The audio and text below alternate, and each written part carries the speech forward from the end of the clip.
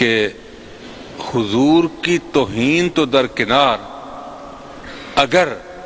کوئی ایسا لفظ لکھ دے یا کہہ دے جس میں ایہام توہین ہو، احتمال نکلتا ہو، ظاہری طور پر نہ ہو مگر احتمال ہو توہین کا، تو وہ لکھتا ہے وہ بھی کافر ہے۔ دیکھو شاہ ابو ثاقب، پڑھ کر دیکھ لو، کہتا ہے احتمال، وہ بھی کفر ہے۔ اور باقی الشفاء اٹھا کر دیکھو، نبی پاک علیہ السلام کی شان اقدس میں معمولی سی گستاخی کرنا وہ کفر کا موجب ہے، وہ کافر ہو جاتا ہے۔ نبی پاک علیہ السلام کے متعلق تو یہ کہنا کہ ان کے بدن پاک پر مکھی بیٹھتی تھی، یہ بھی توہین ہے نبی پاک کی، یہاں تک بھی، ٹھیک ہے جی۔ اور آپ خود اندازہ فرما لیں قرآن پاک میں یہ کیا ہے کہ لا ترفعوا اصواتکم فوق صوت النبی، کہ نبی پاک علیہ السلام کی آواز پر بھی تمہاری آواز اونچی نہ ہو۔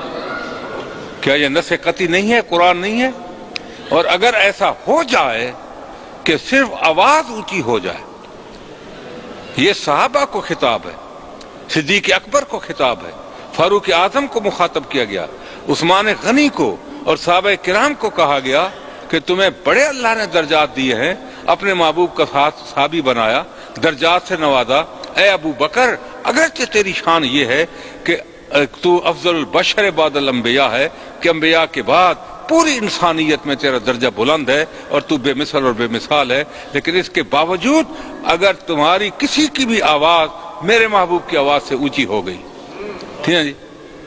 اگر ہو گئی تو کیا ہوگا؟ ان تحبط اعمالکم، تمہارے سارے زندگی کے اعمال وہ ضبط کر لیے جائیں گے، خرمن ایمان راکھ ہو جائے گی۔ اللہ کے بندوں کیوں نہیں سمجھتے کہ نبی پاک کی بارگاہ کتنی عظیم بارگاہ ہے کہ معمولی سی گستاخی انسان کو ایمان سے خارج کر دیتی ہے، انسان ایمان سے فارغ ہو جاتا ہے، اعمال سارے زندگی کے برباد اور تباہ ہو جاتے ہیں، ٹھیک ہے جی۔ تو یہ کہاں کا یہ تصوف ہے، یہ کہاں کی صوفیت ہے کہ برے کو بھی برا نہ کہو، ٹھیک ہے، کافر کو بھی کافر نہ کہو؟ قرآن نے جگہ جگہ یا ایھا الکافرون کہا ہے کہ نہیں کہا؟ جب قرآن نے مخاطب کیا تو اللہ تعالیٰ نے کافروں کو کافر ہی کہا۔ اور یقین فرماؤ نبی پاک کا گستاخ اور بے ادب چاہے کوئی بھی ہو وہ کافر ہے، ٹھیک ہے جی۔ اور اگر مسلمان کہلانے والا ہے اور پھر توہین کرتا ہے تو وہ مرتد ہے، اور مرتد کی سزا قتل ہے، شریعت مطہرہ، ٹھیک ہے جی۔ آج ہم اتنے کمزور ہو گئے ہیں کہ آج ہمیں ایک پادری دھمکیاں دے رہا ہے، ٹھیک ہے جی، پوپ، ٹھیک ہے جی، اور وہ حکم دیتا ہے کہ پاکستان توہین رسالت کا قانون ختم کرے، ٹھیک ہے، قانون ختم کر دے، پاکستان ختم کر دے۔ ارے تم کون ہوتے ہو؟ یہ کیوں نہیں بکتے کہ عیسائیوں کو کہہ دو کہ تم اجتناب کرو، تم توہین نہ کیا کرو، ٹھیک ہے جی، یہ کیوں نہیں کہتے؟ ہم نے مسلمانوں نے، نبی پاک امتیوں نے تو صرف اپنے نبی کی عزت عظمت کا تحفظ نہیں کیا بلکہ ہر نبی کا۔ ہمارا تو یہ ہے عقیدہ کہ اگر عیسیٰ علیہ السلام کی بھی کوئی توہین کرتا ہے، موسیٰ کلیم اللہ کی کوئی توہین کرتا ہے، یا کسی اور نبی کی کوئی توہین کرتا ہے تو وہ بھی دائرہ اسلام سے خارج ہے، ٹھیک ہے جی۔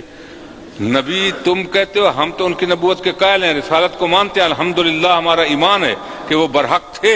ٹھیک ہے جی، لیکن تم جو ماننے والے ہو کہتے ہو ہمارا نبی ہے، تو تم اپنے نبی کا عزت اور عظمت کا تحفظ بھی نہیں کر سکتے؟ ہم تہ دل سے اس بات کی مذمت کرتے ہیں جو تحفظ ناموس رسالت کے قانون کو کہہ کے سے ختم کر دو۔ مجھے کل بتایا کسی نے، ایک عورت ہے یہاں پاکستان کی،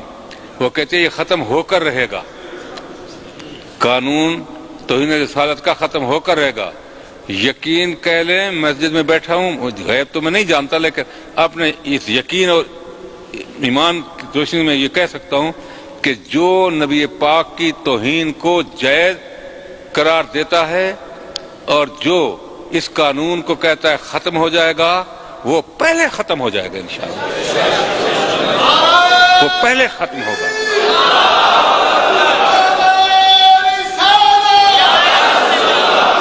وہ پہلے ختم انشاءاللہ۔ وہ ذلت کی موت مرے گا،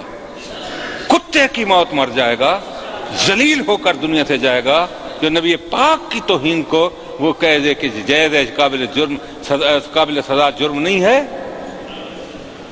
آج کسی وڈیرے کی شان میں گستاخی کرو تو وہ